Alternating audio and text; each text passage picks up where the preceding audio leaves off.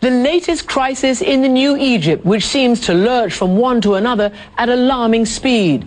Severe economic woes, law and order problems, divisions and discontent over the new constitution, assaults on women and on their rights. Now, with all of that, it is a wonder that Egypt's authorities have time to lay into a satirical TV host. But that is exactly what's happening right now. And it's not just about one man. It's emblematic of where Egypt's revolution lies. And sadly, it is fodder for 1,000 I told you so's from those who never believed the Muslim Brotherhood would usher in real democracy. Hero of the revolution, Dr. Baasim Yusuf, became the country's own Jon Stewart, even appearing on his American program. He felt free to poke fun at his own president and the system. الإعلان ده هو خلى معاه كل السلطات. الرئيس دلوقتي معاه السلطة التشريعية والتنفيذية ومنفض للقضائية. هي دي القرارات الصح. تعويضة الوش ما فيهاش معلش. القرار اللي يتعاص ما يرجعش تاني. عشان كده ما عادش اسمه الرئيس مرسي، اسمه سوبر مرسي.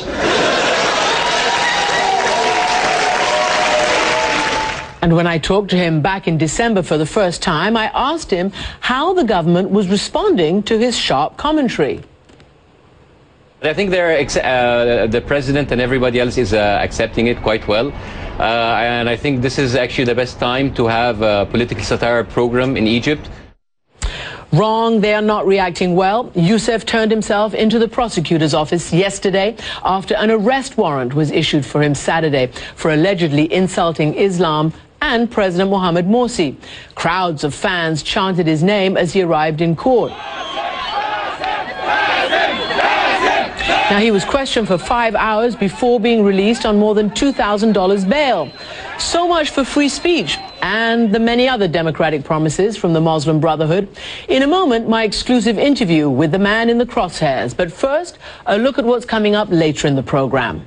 But first, my exclusive interview with Egyptian satirist Baasim Yusuf. I spoke to him a short time ago from his studio in Cairo. Baasim Yusuf, welcome to the program. Thank you for joining me again. Thank you very much. Glad to be here. Baasim, you have just undergone 5 hours of interrogation. What was it like? What did they ask you?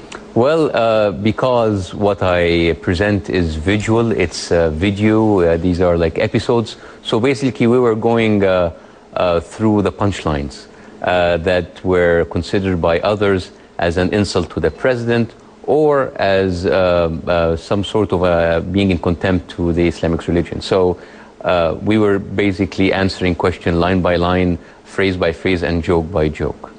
And how did they take it? I mean, look, Baasim, the last time I interviewed you was in December, and you said to me on this program that, yes, President Morsi and the powers that be seem to like it all so far, that this is the best time to have a satirical program in Egypt. Are you eating your words, or do you still believe that to be the case? No, not at all. I mean, first of all, it is the best time to have a political satire show in Egypt because everything is happening around us is surreal. I mean, if you don't make fun of it, you'll just like wither away and die. I mean, that's your only option. Maybe President Morsi still liked my program. I mean, that was, of course, an assumption. But the problem is that it's not just the problem of President Morsi. It's the problem of the people who are basically behind the power, the Muslim Brotherhood. Before, I mean, when I went on with Jon Stewart, on all my interviews, I said, if democracy got the Muslim Brotherhood in power, they should have a chance. And I still stand by my words.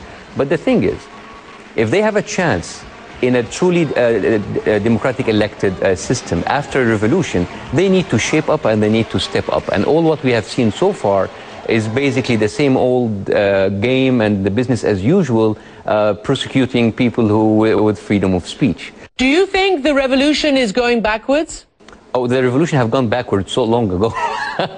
No, I mean, I think it's a phase that any revolution should pass by. And basically, the good thing about the revolution that we need people to show up for their words. They need to step up. And now it is the time for the political Islamic power to actually step up and show us if they're actually truly moderate and they're truly democratic and they believe in democracy. Well, let me ask you, because, look, they've accused you of not only insulting the president, but also, you know, partaking in public disorder by your satire programs and also insulting Islam. How worried are you about the seriousness of those charges? I'm not worried at all, because I'm a Muslim, I'm a practicing Muslim. I always say I'm a proud Egyptian, I'm a proud Muslim. So it's basically, it is some sort of an accusation that comes from the time of the Inquisition. So this is modern time Inquisition where they hold people for their words and they use holy reasons to put them in jail. So I'm not worried, because I have not done anything to insult my religion, which I'm proud of. There are some people who want to make it as if it is a fight or a struggle between seculars and Muslims. This is not true. Many people like me who are practicing Muslim, they are moderate, and they don't like the people who represent what they call political Islam. I mean, Islam is a wonderful religion, it's a great religion, it's a peaceful religion, and there are some other people who claim to be the sole representatives of Islam. They're the ones who are actually giving a bad image, and they're basically insulting the image of Islam. So it's not like an infidels versus Islam war. What are the specific things that you are alleged to have done? How did you insult the president or Islam according to these charges?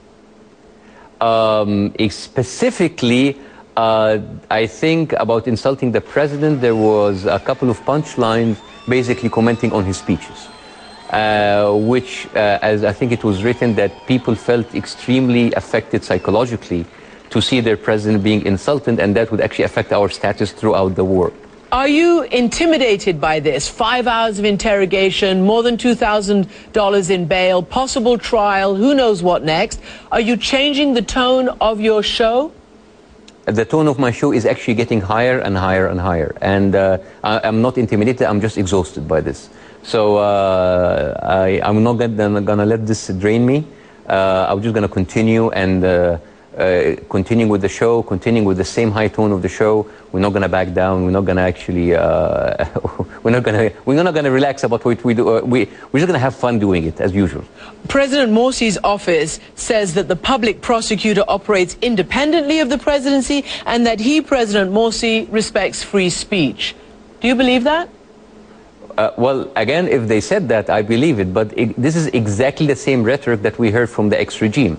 I mean, the ex-president Mubarak never put someone directly into an investigation. There were other people who were great supporters of the regime who did that for him. And he would come again at the end and actually show his grace and release them. So, I mean, we're talking here about the fundamentals of all of this. In a modern democratic country, those laws that can actually allow people to put other people into investigation and trial and jail because of accusation like insulting the president or insulting a certain religion is ridiculous. These are actually the foundations of a fascist regime. The law of the insulting the president has been there since the 1880s. This was taken from the French law, which was abandoned in 1904. We are operating with a law that has been obsolete for over a century. It's ridiculous. And in the meantime, there are other really troubling things happening in Egypt. For instance, the huge spike in sexual assaults against women, not to mention the terrible economic problems and the security, law and order problems. I mean, do you see the government able to tackle this? Are they reacting against you because they feel under threat by the other real problems that are happening in Egypt? The problem now with the rhetoric of the government and their supporting media, that they are blaming everything on the media for talking about problems instead of actually solving the problem. This is a government that is hanging its failure on other people right for free speech. So basically you're having an authority that has failed every single promise, and they expect that people will remain silent, and they expect that people that will shut up, and that will not happen. So that's why you have the unrest. And Bاسم, finally, When I interviewed you a few months ago, you told me that your mother was quite worried about you, that every time you popped up on television, she thought that you were going to be hauled off to jail. Do you think her fears have come true?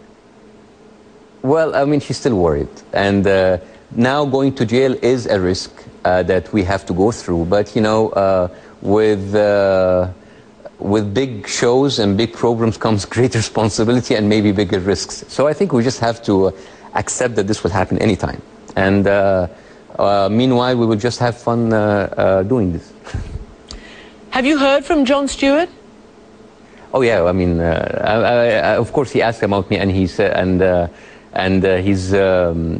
we've been in touch and we've been corresponding, and who knows, maybe he will talk about me in the show. Hi, John. Bاسم, Yusuf, thank you so much for joining me. Thank you.